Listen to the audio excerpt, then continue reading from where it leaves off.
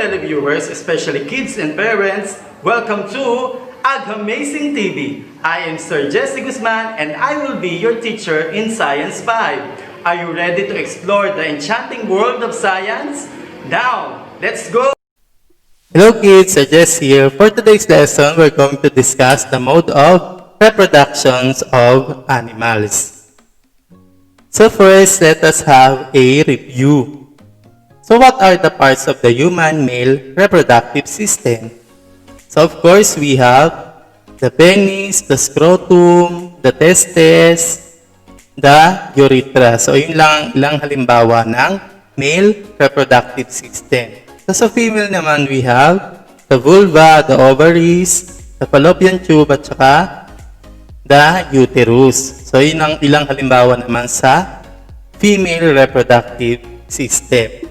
So tapos na natin pag-aralan ng human reproductive system. So ngayon naman, magpo-focus tayo sa reproductive system of some animals. So bakit ba natin pag-aaralan ang reproductive system of some animals? So syempre, unlike human ay naabot ng 100 years, so ang animals ay may lifespan o may iksi lang kanilang buhay.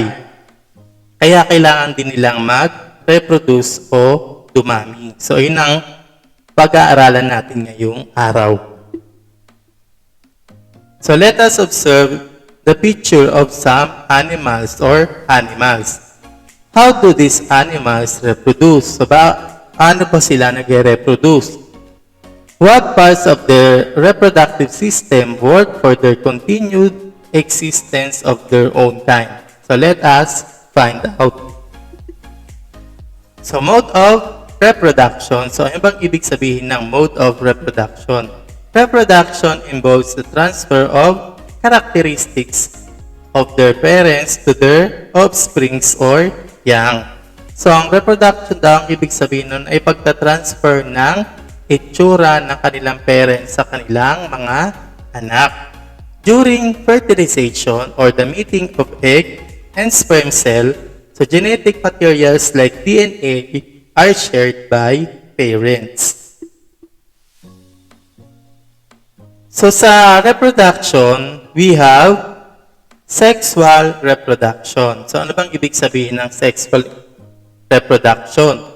Most of the animals like cats, dogs, butterflies, and frogs need a male and female to reproduce. So ang ibig sabihin, kailangan ng lalaki at saka babae para makapag-reproduce o kaya dumami. This is called sexual reproduction. It is a process of creating offspring with the participation of sperm cells from male parent and egg cell naman sa female parents. So in sexual reproduction, new animal with a set of unique characteristics is produced. So after nila mag-meet o mating, so nagkakaroon ng panibagong animals. This means that offspring is quite different from its parents. So nagkakaroon ng pagkakaiba ang parents dun sa kanilang anak. It is always involved the presence of sperm and egg cell meet inside the body. So sa sexual fertilization, we have number 1, internal fertilization. So dogs, cats, mosquitoes, and butterflies reproduce sexually. So among these animals, sperm cells and egg cells meet inside the body. So ang tawag sa internal fertilization, ang ibig sabihin nito ay kapag ang sperm cell at saka egg cell ay nag-unite dun sa loob ng katawan, so ito ay tinatawag na internal fertilization. So, parang katulad din sa human. So, ito ang male dog reproductive system. So, syempre, parang katulad din sa human, may bladder, may prostate, may vas deferens, may testicle, tapos may bulbus glandis, urethra, at saka may penis. Sa female dog reproductive system naman, syempre merong ovaries, fallopian tubes, cervix, vulva, at uterus. Reproduction in dogs. Paano nga ba dumadami ang dogs? Puberty or sexual maturity in the female dog usually occurs around 6 months of age. So sa 6 months nila, pwede na silang mag-reproduce. The smaller breeds tend to go into estrus or heat. Kapag yung maliliit na aso, katulad mga chihuahua, so nag-aantay sila ng in-heat para sila ay ma-in-heat. Earlier, and some females can have their first heat cycle as early as 4 months of age, pagka maliliit. Pero kapag malalaki naman, the large and giant breeds can be up to 2 years old before they come into heat from the first time. So matagal ang in-heat kapag malalaki na yung mga aso. Kaya yung mga malalaki ang breed ng aso, katulad ng mga shepherd na aso, yung golden retriever, yan. Saka yung mga canine, yung mga malalaki, mga labrador. So, inaabot sila ng 2 years bago nila maramdaman na gusto nilang mag-reproduce. Pero kapag maliliit na aso, usually nasa 4 months of age lang. How often do female dogs come into heat? On average, this occurs about twice a year or every 6 months, although it varies from dog to dog. When cycling first begins o yung kanilang menstrual cycle, there may be a great deal of variability in the time between cycles. So this is normal because some females take 18 months to 2 years to develop a mature or regular cycle. So dadako naman tayo ngayon sa male cat reproductive system and female cat reproductive system. So like dogs, cats also have an estrus or heat cycle. However, female cats, which are called queens, are induced ovulators. So what do you mean by induced ovulators? This means that they do not ovulate or pass the egg unless they are bred. This actually increases or greatly increases the chances of conception when bred, which is why stray queens often have many kittens per year. If the queen is bred, the cycle ends as her body prepares for pregnancy. Gestation or pregnancy lasts about 2 months, with the average litter size of about 4 kittens. Queens can be bred by more than one male during a heat period. So kapag in-heat na yung female, kaya niyang makipag-meet more than one male, resulting in kittens from the same litter with different size o different na itsura. Signs of pregnancy include a large abdomen, increased appetite, and swollen mammary glands that may release milk when squeezed. During the later stages of pregnancy, the queen seeks a nesting area and places bedding in a quiet, secluded spot. So naghahanap yung babaeng pusa ng secret na area o yung malinis na area.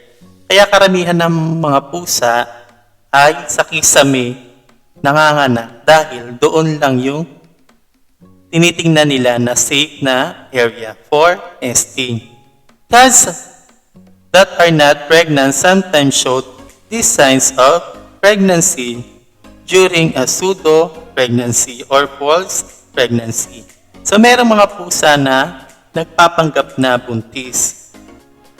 This usually begins at the end of estrus that can last for several months. Your veterinarian can tell you if the pregnancy is real or false. So sa butterfly reproduction naman, during the mating process, when their bodies are joined, so the male butterfly passes sperm to the female. As the eggs later pass to the female's egg-laying tube, they are fertilized by the sperm. So after ma-fertilize ng egg butterfly or female butterfly, so ang male butterfly naman ay mamamatay na dahil siya ay manghihina after mating.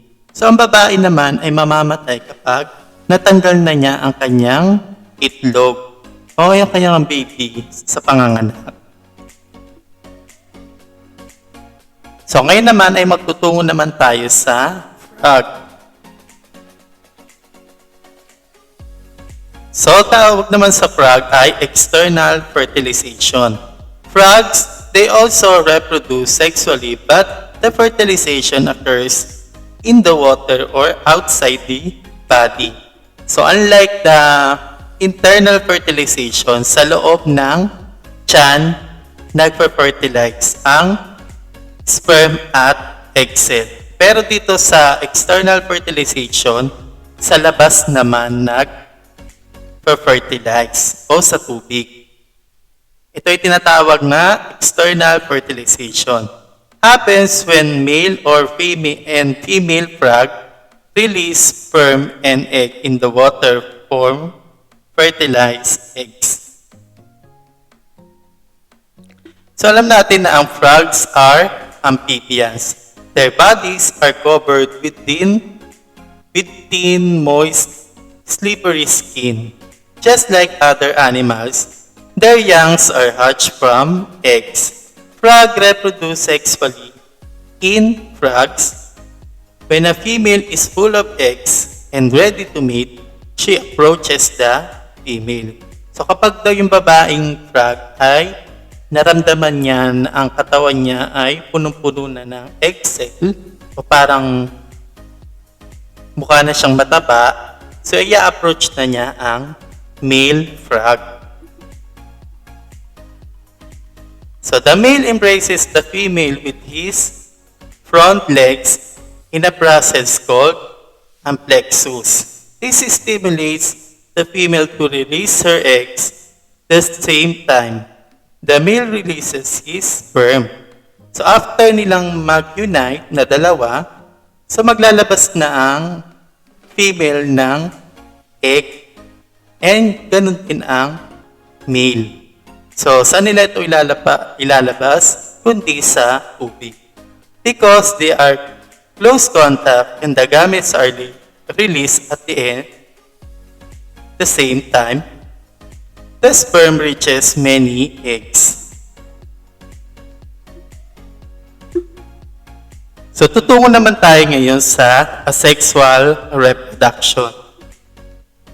So, yung kung kanina ay may sexual reproduction or kailangan ng male and female na egg cell tsaka sperm cell, ito naman ngayon ay most only need one parent o iisa lang yung kailangan para ma-reproduce.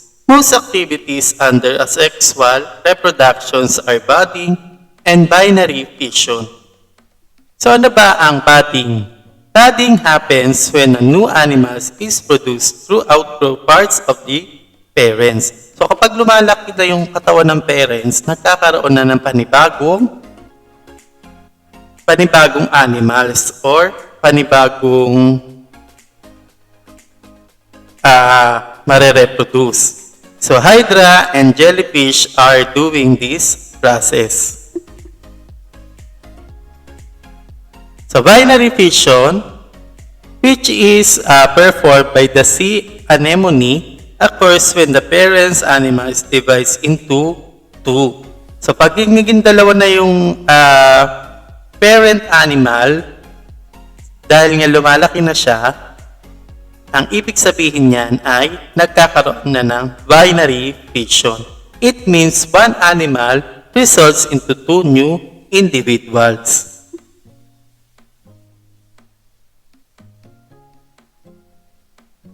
Parthenogenesis naman is a form of sexual is which an egg develops into an individual without being fertilized. Meron tayong crowfish at saka aphids.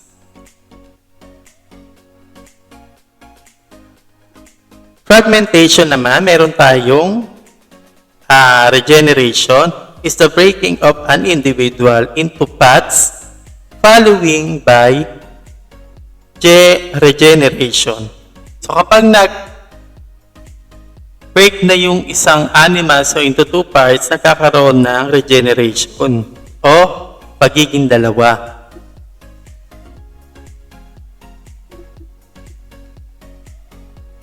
So direction, identify the mode of reproduction of the following animals. Right? Sexual if they need male and female to reproduce. And asexual naman if not. So I will give you 5 seconds to answer. Number 1, cat.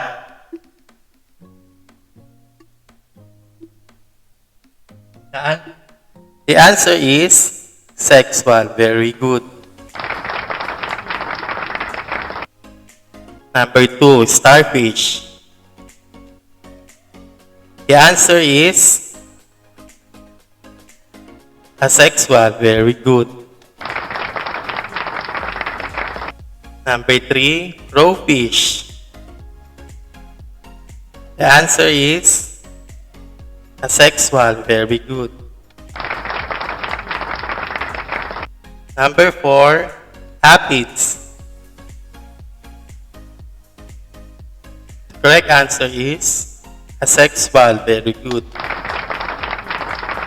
And number 4, rabbit. The correct answer is sexual. Very good. And number 5, last, jellyfish. Okay, the correct answer is asexual. Very good. How many of you were able to get an amazing score?